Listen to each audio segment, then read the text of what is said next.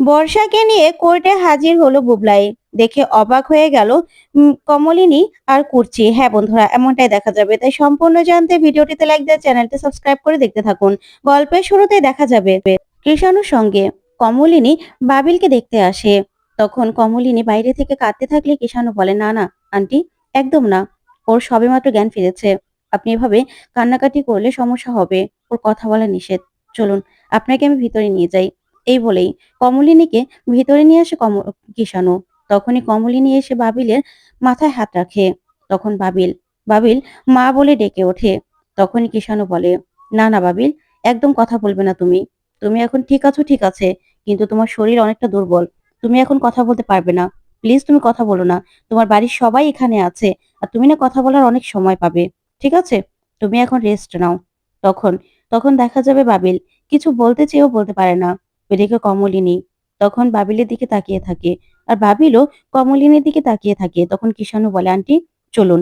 এই বলেই সেখান থেকে কমলিনীকে নিয়ে বেরিয়ে পড়ে কৃষাণু।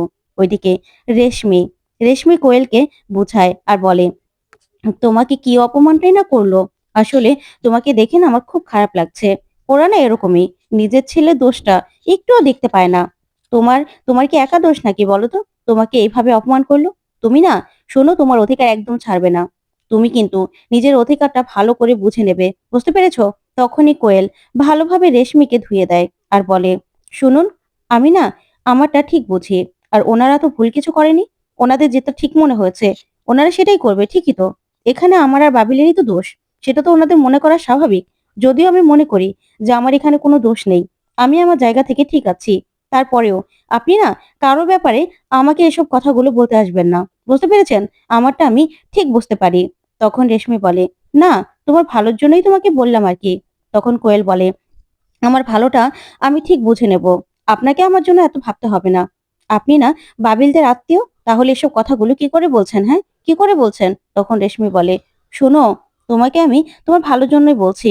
কারণ ওই যে মিঠিল, দেখছো না, সবার উপরে খবরদারি করছে। কে বাবিলের সঙ্গে দেখা করতে যাবে, কে যাবে না, সেটাও ওই ঠিক করছে। শোনো, ওনা সবার উপরে ছড়ি ঘোরায়। আর আমি জানি বিয়ের পরেও না তোমাদের সংসারে এসেই ছড়ি ঘোরাবে। তখন কিন্তু তোমার জন্য সমস্যা হবে। তাই তোমাকে বলছি, বিয়ের পরে না সর্বপ্রথম তুমি মিঠিলকে তোমাদের জীবন থেকে ছাঁটাই করে দেবে। না হলে কিন্তু তোমাদের জীবনে বড় ঝড় নেমে আসতে পারে। তাই তোমাকে আমি এসব কথাগুলো বলছি নিজের মনে করে। তুমি না আবার এসবের অন্য মানে বের করো না। তখন কোয়েল বলে, শুনুন, আপনাকে না আমার ব্যাপারে এত ভাবতে হবে না। আর মিঠিলের কথা বলছেন তো, মিঠিল আমার সব থেকে ভালো বন্ধু। হ্যাঁ, ওর সঙ্গে আমার একদিনের পরিচয় হলেও আমি জানি মিঠিল আমার সব থেকে ভালো বন্ধু। আর ও না থাকলে না আমি এত দূর পর্যন্ত আসতে পারতাম না। তাই প্লিজ আপনি মিঠিলের সম্পর্কে একটাও বাজে কথা বলবেন না। আর আমার জীবনটা আমি কি করে কন্ট্রোল করব সেটা আমি আপনার থেকেও ভালো করে জানি। তাই আপনাকে আমাকে নিয়ে ভাবতে হবে না। বুঝতে পেরেছেন? আর কারো নামে আমার কাছে কান ভাঙাতেও হবে না। আপনি আপনার জায়গায় থাকুন, আমারটা আমি বুঝে নিতে পারবো। তখন রেশমিকে একদম ভালোভাবে জব্দ করে দেয় কোয়েল। তখন রেশমির কাছে কোয়েল জব্দ হয়ে যায়। তারপরে কোয়েল রেশমির কাছ থেকেই মিঠিলের কাছে চলে আসে। ওইদিকে কমলিনীর মা কমলিনীর বাবাকে বলে, শোনো বৌমা ওই মেয়েটার সঙ্গে কি কথা বলছে বলো তো? তখন কমলিনীর বাবা বলে, যাই বলে বলুক না, তোমার কি তাতে? তখন কমলিনীর মা বলে, একটু আগে মিঠিলের সঙ্গে ফিসফিস করছিল, এখন আবার এই মেয়েটার সঙ্গে ফিসফিস করছে। এই বৌমার না কিছু বুঝতে পারছি না। তখন দেখা যাবে নতুন বলে, আপনারা তো অনেকক্ষণ ধরে দাঁড়িয়ে আছেন, একটু বসবেন? বসুন, আমি একটু চা আনি, চা খেয়ে নিন। তখন প্রসূন বলে, না না নতুন দা, তোমাকে এত ব্যস্ত হতে হবে না। আমরা বাবিলের তো জ্ঞান চলে এসেছে, বাবিলের সঙ্গে একটু একটু করে দেখা করব, তারপর এখান থেকে চলে যাব। তখন অয়নদীপ মিঠিলকে বলে, মিঠিল তুই যাবি না? তখন মিঠিল বলে, না গো পিসেমশাই, আমি না এখন চলে যাব। আমি তো শুনলাম যে বাবিল ভালো আছে। আর বাবিল বাড়ি যাওয়ার পরে তোমরা কেউ আমাকে বলে দিও, তাহলেই হবে। আমার না এখন আর দেখা করতে হবে না, আমি এখন চলে যাব। তখন কুচি বলে, তুই না বড্ড বোকা, বোকা একটা মেয়ে। তুই এমনিতে সবকিছু ছেড়ে দিচ্ছিস। তোকে না আমার আর সহ্য হচ্ছে না, ভালো লাগছে না। এত বোকা কি করে হতে পারিস তুই? কি করে হতে পারিস? তখন মিঠিল বলে, শোনো পিসিমণি, জীবনে সবসময় চালাক হলেই হয় না, অনেক সময় বোকাদেরও তো দরকার হয়। তাই আমি না হয় এই ব্যাপারে একটু বোকাই হলাম, তাতে আমার কিচ্ছু যায় আসে না। আমি এখন চলে যাচ্ছি। তখনই কোয়েলকে মিঠিল বলে, কোয়েল, তোমার কোনো সমস্যা হলে আমাকে বলবে, ঠিক আছে? আমি চলে যাচ্ছি, তুমি এখানে থাকো। তখনই কোয়েল মিঠিলের হাতটা ধরে আর বলে, মিঠিল, তোমাকে অনেক অনেক ধন্যবাদ। তখন মিঠিল বলে, চিন্তা করো না, আমি আমি তোমার পাশে আছি, আমি সব ব্যবস্থা করে দেব। এই বলেই সেখান থেকে মিঠিল চলে যায়। তখন কুর্চি কাঁদতে থাকে। তারপরেই দেখা যাবে যে কোর্টে সবাই আসে। সেই দিন হিয়ারিং দেওয়ার কথা।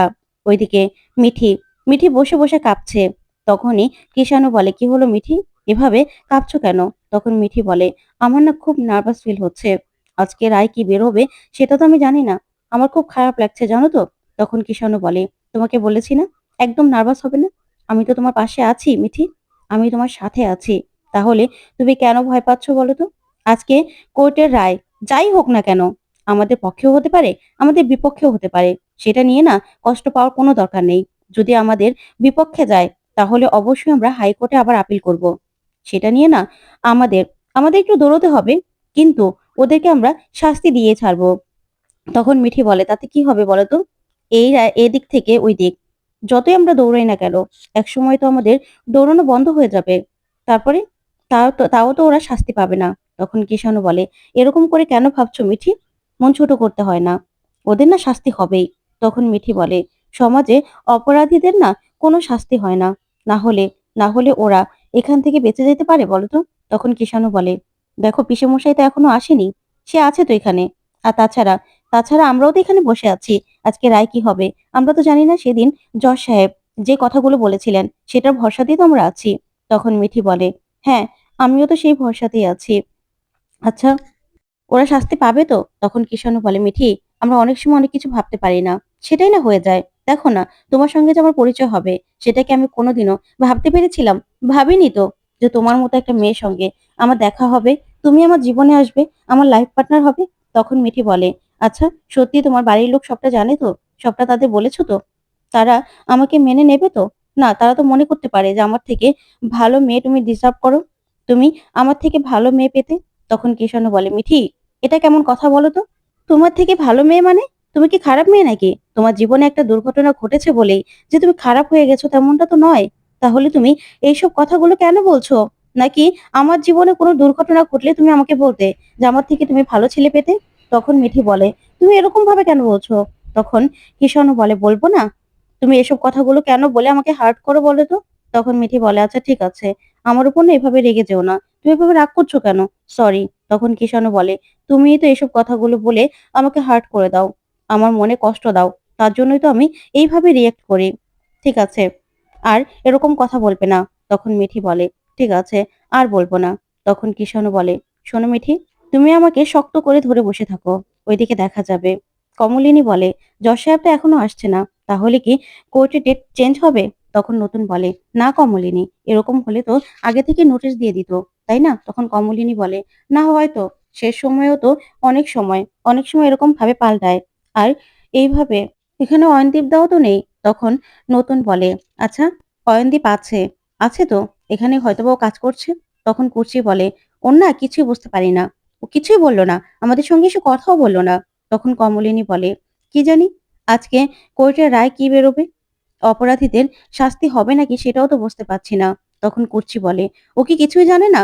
সেখানে তো টাইপিং করা হচ্ছে, তাহলে ও কি কিছুই বুঝতে পারছে না? আমাদের একটু বললেও তো আমরা শান্তি পেতাম। না, বলবে না, কি যে ওকালতি করে কে জানে, ঘরের মধ্যে শুধু পটর কথা, ওকালতি বাদ দিয়ে দিক সেটি ভালো হবে। তখন নতুন বলে, দেখো কুর্চি, তুমি যেটা চাইছো সবসময় কিন্তু সেটা হয় না। ও কি করে জানবে বলো তো? আগে আগে জানা তো কথা নয়। এখানে সেই রায়টা টাইপিং করার পরে সিল করা ভাবে জজ সাহেবের কাছে আসবে, আর সেটাই কিন্তু আমাদের সামনে পড়ে শোনানো হবে। সেটা অয়নদীপ জানলেও হয়তোবা আগে জানবে, কিন্তু ওদের নিয়মে তো এটা নেই যে ওরা বলবে বলো তো। তখন কুর্চি বলে, তারপরেও। তখনই কমলিনী বলে, আচ্ছা, ওরা শাস্তি পাবে তো? ওরা শাস্তি পেলেও না একটা ভয় থেকে যাবে জানো তো মিঠির দিকে। ওরা ঠিকই একটা রাগ পুষে রাখবে, তখন কিন্তু মেয়েটার ক্ষতি করার চেষ্টা করবে। তখন নতুন বলে, করলে করবে, সে অনুযায়ী আমাদের থাকতে হবে, কিন্তু ওদের তো শাস্তি হওয়া দরকার, না হলে ওরা যদি এইভাবে খোলা আকাশে ঘুরে বেড়ায় না, তাহলে অনেকেরই এই এমন ভাবে ক্ষতি করবে, সেটা তো আরো ক্ষতিজনক। আর তাছাড়া জজ সাহেবের উপর আমার ভরসা আছে। সেদিন মিঠি যেভাবে কথাগুলো বলেছিল, জজ সাহেবও ওই ক্রিমিনালদের হয়ে মিঠির কাছে পুরো সমাজের হয়ে ক্ষমা চেয়েছিল হাত জোড় করে। তাই আমার বিশ্বাস আছে যে উনি ঠিক রায়টাই দেবে। আর তাছাড়া যা হওয়ার হবে। তোমাকে না এই নিয়ে ভাবতে হবে না কমলিনী। আমাদের মেয়ের জীবনটা এরকম তো হওয়ার কথা ছিল না। তাই ওদের শাস্তি হওয়াটা না জরুরি। তাহলে মিঠি অন্তত একটু হলেও শান্তি পাবে। তখন কমলিনী বলে, হ্যাঁ সেদিন মিঠি যে কথাগুলো বলেছিল তখনই আমি বুঝতে পেরেছিলাম যে আমার মেয়েটার কতটা কষ্ট হয়েছিল। সেদিন আমি উপলব্ধি করেছিলাম যে আমার মেয়েটা কতটা কষ্ট পেয়েছে। তারপরে দেখা যাবে অয়নদীপরা সেখানে এসে বসে। তখন অয়নদীপের সাথের লোকটা অয়নদীপকে বলে, আচ্ছা স্যার, আপনার বাড়ির লোক অনেকক্ষণ ধরে অপেক্ষা করছে, তাদের সঙ্গে গিয়ে কথা বলবেন? তখন অয়নদীপ বলে, না না সুদীপ, বাড়ির লোকদের সঙ্গে কথা বলা যায় না। কোর্টে নিজের জায়গাটা নিজের জায়গায় রাখা উচিত। তাহলেই না দেখবে জীবনে উন্নতি করতে পারবে। সব সময় ইমোশনাল হলে হয় না। বাড়ির লোক বসে আছে, জজ সাহেব আসবে, তারপরে ওনারা রায় শুনবে। এখানে আমার তো কিছু করার নেই। ওইদিকে কুর্চি বলে, দেখো এলো ঠিক, কিন্তু আমাদের সঙ্গে একটু কথাও বললো না। এমন একটা ভাব করে বসে আছে না যে সে আমাদেরকে চিনেই না। আজকে বাড়ি যাই না, তারপরে দেখো ওনার কি করি। তখন কমলিনী বলে, দেখো দিদি ভাই, অয়নদীপ দাই বা কি করবে? একটু পরেই তো জজ সাহেব আসবে, আমরা তো বসে আছি, তাই না? এখানে অয়নদীপদার হাতে হয়তোবা কিছুই নেই, সে আর কি করবে? তখন নতুন বলে, হ্যাঁ তাই তো, অয়নদীপ কি করবে? এখানে আমরাও বসে আছি, ও বসে আছে। ও হয়তোবা বলবে যে জজ সাহেব যখন আসার আসবে। তাই এই নিয়ে না ভেবো না করছি। আজকে রায় যা হোক হোক, সেই নিয়ে আমাদের কোনো আপত্তি নেই, সমস্যাও নেই। তখনই দেখা যাবে। সেখানে প্রাঞ্জল নতুনকে বলে, আচ্ছা নতুন, অয়নদীপ তো এখানে এসেছে, জজ সাহেব এখনো আসছে না কেন বলো তো? এত সময় লাগে নাকি? বসে আছি আমরা। তখন নতুন বলে, কাকুমণি যখন আসার আসবেই তো। তখন প্রাঞ্জল বলে, না আমি অয়নদীপকে গিয়ে জিজ্ঞাসা করি।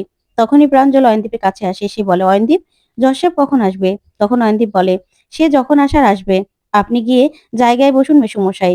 তখন কুর্চিকে গিয়ে প্রাঞ্জল সবটা বললেই কুর্চি বলে, দেখেছো কতটা কতটা দাম লোকটার, এইভাবে এইভাবে কথা বলতে পারে। আমার না প্রচন্ড রাগ হচ্ছে। তখন কমলিনী বলে, না না দিদি ভাই রাগ করো না। তখনই দেখা যাবে বুবলাই বর্ষাকে নিয়ে কোর্টে হাজির হয়। তখন বুবলাই বলে, মা বর্ষা আসতে চাইলো, তাই নিয়ে আসলাম। তখন কমলিনী বলে, তোমার নাকি পায়ে ব্যথা? তখন বর্ষা বলে, হ্যাঁ হ্যাঁ মামুনি, পায়ে ব্যথা, কিন্তু তারপরেও আজকে এমন একটা দিন, আর না এসে পারি? আজকে তো সেলিব্রেট করার দিন। তারপরে কমলিনী বলে, আচ্ছা গিয়ে বসো। তারপরেই কুর্চি কমলিনীকে বলে, বাবা বৌদি ভাই, এ তো দেখছি কত ভালো ব্যবহার করছে। বুবলাইকে ওকে নিয়ে বাড়িতে ঢোকার প্ল্যান করছে নাকি? তখন কমলিনী বলে, আসলে আসবে, দেখো না, আমিও তো চাই যে ওরা ভালো থাকুক। তাছাড়া তাছাড়া জীবনটা তো অনেক বড়। এত বড় জীবনটাই বা কি করে কাটাবে আমার ছেলেটা বলো তো? আর এই সমাজে ডিভোর্সি মেয়েদেরও তো তেমন ভাবে সমাজ দেখে না। তাই মেয়েটারও বা কি হবে? তাই আমি তো ভেবেছিলাম যে ওরা একসঙ্গেই থাকুক। আর তাছাড়া এখন ভালো মেয়েই বা কোথায় পাওয়া যায়? তার থেকে ওরা যদি একসঙ্গে থাকতে পারে, আমার কোনো আপত্তি নেই দিদি ভাই। ওরা থাকুক না একসঙ্গে। আমার আমার তাতে বরং ভালোই লাগবে। তখন নতুন বলে, হ্যাঁ, বর্ষাকে কমলিনীকে কোনো কষ্ট পেতে দেব না আমি। যদি বর্ষা কোনো রকম করে, তাহলে বুবলাই আর বর্ষাকে আলাদা করে দেব। ওরা অন্য জায়গায় দরকার হলে থাকবে, কিন্তু কমলিনীর সঙ্গে কোনো রকম কোনো বেয়াদবি চলবে না। সেটা আমি একদম সহ্য করব না। তখন কুচ্চি বলে, একদম ঠিক কথা বলেছো নতুন দা। তুমি না বরং আগেই বরং এটা করবে, যাতে কোনো রকম কোনো ঝামেলা করতে না পারে। সম্পর্ক ঠিক থাকুক, আগে থেকেই ওদেরকে আলাদা করে দেবে, সেটাই ভালো হবে। তখন নতুন বলে, হ্যাঁ ওরকমই, বুবলাইয়ের সঙ্গে আমি কথা বলে নেব। ওরা একসঙ্গে থাকুক, কিন্তু কমলিনীকে কোনো রকম কোনো ডিস্টার্ব করা চলবে না। তখনই দেখা যাবে জজ সাহেব এসে দাঁড়ায়।